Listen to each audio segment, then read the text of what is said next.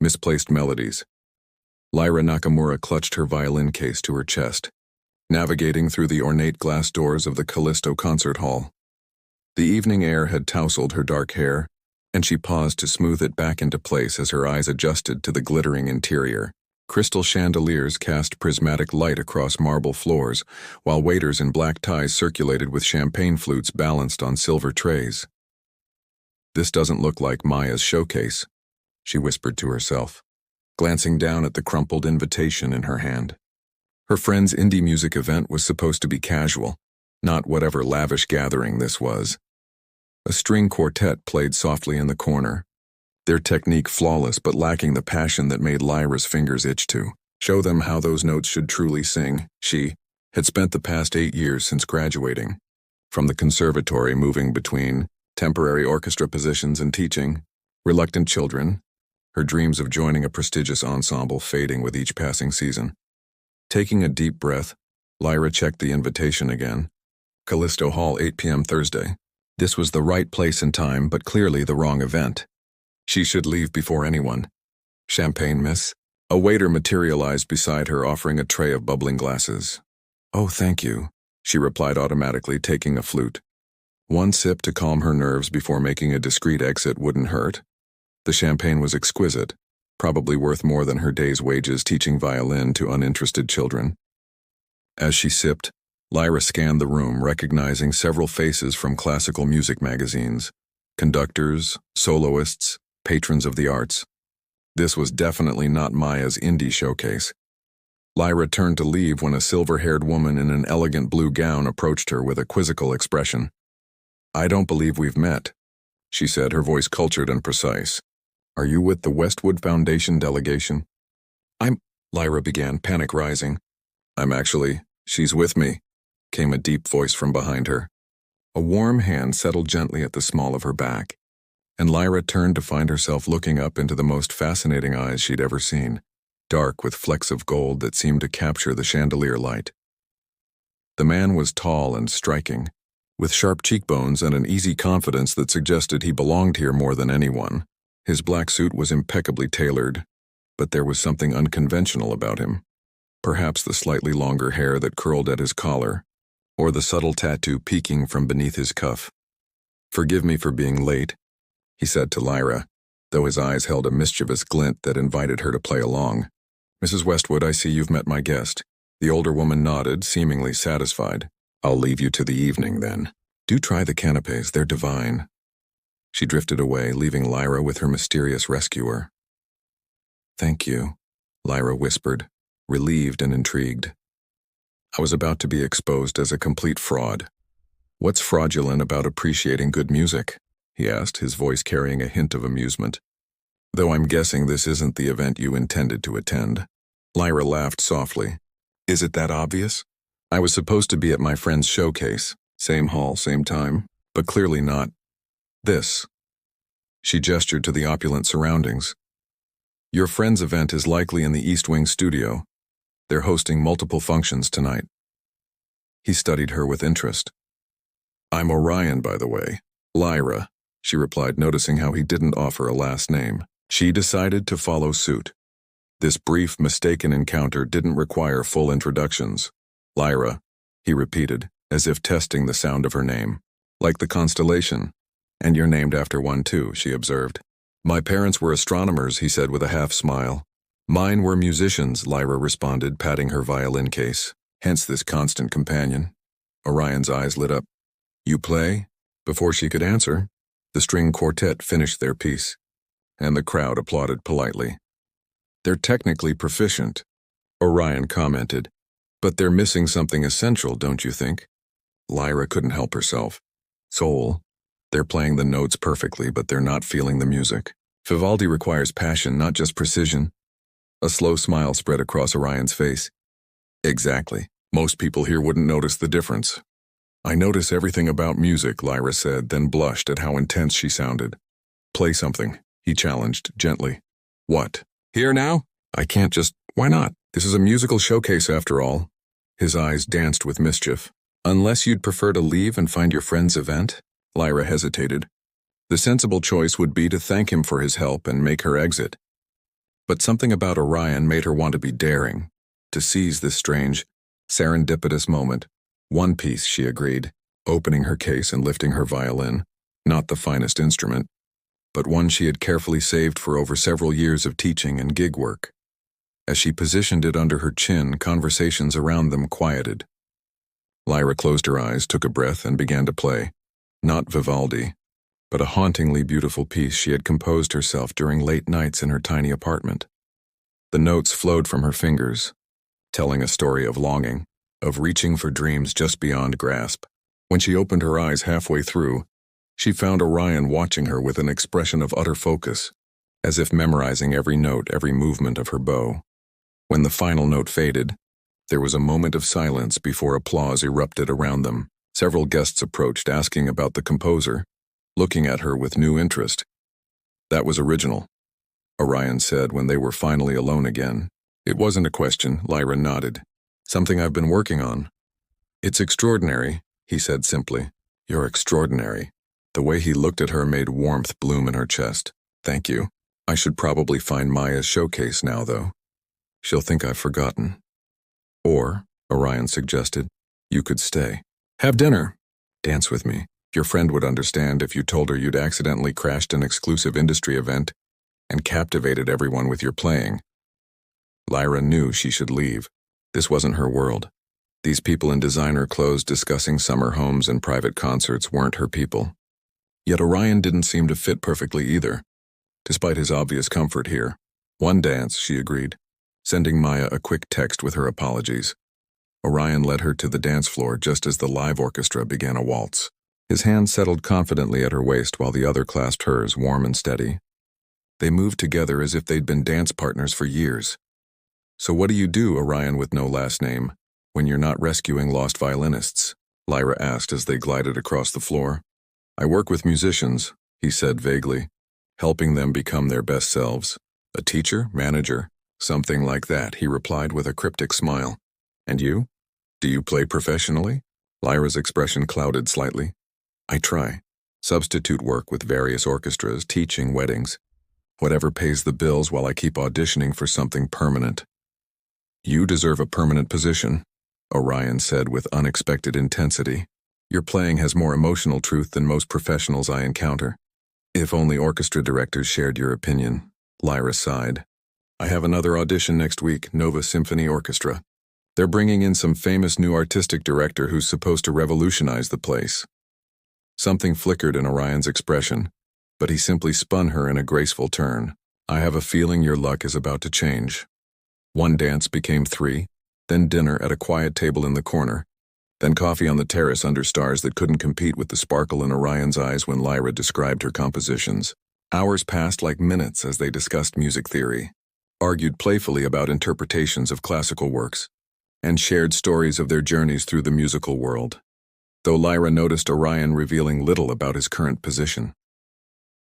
When midnight approached, Lyra reluctantly gathered her violin case. "I should go." "Early lesson tomorrow." Orion walked her to the grand entrance. "I enjoyed tonight, Lyra Nakamura." "How did you—" "It's engraved on your violin case," he explained with a gentle smile. "Right," she laughed softly. "I had a wonderful time too, Orion no last name." He reached for her hand, bringing it to his lips in a gesture that should have seemed theatrical but somehow felt perfectly natural. "I have a strong feeling we'll meet again. In a city this size." "Unlikely," Lyra replied, though she hoped otherwise. "I've always believed in musical destiny," Orion said, his eyes holding hers. "Some melodies are meant to intertwine." With that enigmatic statement, he watched her descend the steps into the night, unaware that their next meeting would be sooner and far more complicated than either could imagine. Discordant discovery. The Nova Symphony Orchestra's rehearsal hall gleamed under soft lighting as Lyra adjusted her dark blue dress and checked her violin one final time. After years of rejections, this audition felt different, perhaps because of her chance encounter with Orion 3 nights ago. His belief in her talent had rekindled something she'd nearly lost. 30 hopeful violinists waited in the adjacent room. Lyra overheard whispers about the new artistic director. "They say he's brilliant, but ruthless, fired half the Cincinnati. Philharmonic when he took over. Apparently, he can identify a single off-pitch note in an 80-piece orchestra. When the assistant called her name, Lyra stepped onto the stage, blinking against the lights. 3 silhouetted figures sat at the judging table. "Ms. Nakamura, please begin with the Mozart selection," came a familiar voice that made her blood freeze. As her eyes adjusted, she found herself staring into those unmistakable gold-flecked eyes. Orion, not just any Orion, but Dr. Orion Blackwell, the legendary conductor whose appointment had sent shockwaves through the classical music world. She faltered for just a moment before raising her violin. Their eyes locked in mutual recognition, but neither acknowledged their previous meeting. "Whenever you're ready, Ms. Nakamura," he said formally, his expression now coolly professional. Lyra closed her eyes and began to play, channeling her confusion and intensity into the music. When she finished the required pieces, Orion leaned forward. "Now play something that moves you, something personal." Without hesitation, she played the same original piece she'd performed at the gala, though his expression remained impassive. Something flickered in his eyes. Remembrance. Appreciation, something more complicated, thank you. "Ms. Nakamura will be in touch," he said, his tone revealing nothing. Stepping into the hallway, Lyra pressed her back against the wall, her heart thundering. The mysterious man who had danced with her, who had looked at her music with such understanding, was now deciding her professional fate. Harmonic tensions. 2 weeks into rehearsals with the Nova Symphony Orchestra, Lyra still found herself startled by the sound of Orion's voice. She had earned her position fairly. The other judges had been impressed enough to overrule any potential objection from him, but their interaction remained strictly professional. Orion drove the orchestra relentlessly, demanding perfection from every section. Most musicians feared him. Lyra found herself fascinated by the transformation from the charming man she'd met to this exacting maestro. Again, from measure 43, he called out after stopping mid-phrase. "Violins, you're rushing." "Lyra, demonstrate the correct tempo." She played the passage flawlessly, aware of his intense focus. "Yes. Like that," he acknowledged before turning to the entire string section. "Listen to Ms. Nakamura's phrasing. That's what we need." Late one evening, Lyra remained behind to practice in the empty hall. Deep in concentration, she didn't notice Orion's arrival until he spoke. "Your technique has improved since the gala," he said quietly. She lowered her bow. "Are we finally acknowledging that night happened? I should have told you who I was." "Why didn't you?" Orion moved closer, his expression softening. "Because for one evening someone saw me as just a person who loved music, not as the demanding Dr. Blackwell." "And now?" Lyra asked. "Now I'm your director, which makes this complicated." Their conversation shifted to the upcoming fundraising concert, critical for the struggling orchestra's survival.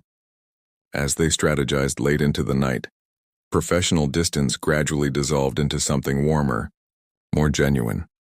When Orion demonstrated a particular phrase on Lyra's violin, his arms encircling her briefly from behind, neither acknowledged the electricity that passed between them. Crescendo crisis. "The board is concerned about the programming choices," Orion informed Lyra as they reviewed music in his office. "And about my decision to feature you as first violin for the Tchaikovsky. Because I'm too new," Lyra finished for him. "Because they suspect favoritism," he corrected, running a hand through his hair in frustration. "Which is absurd. You earned this position." The whispers had grown louder.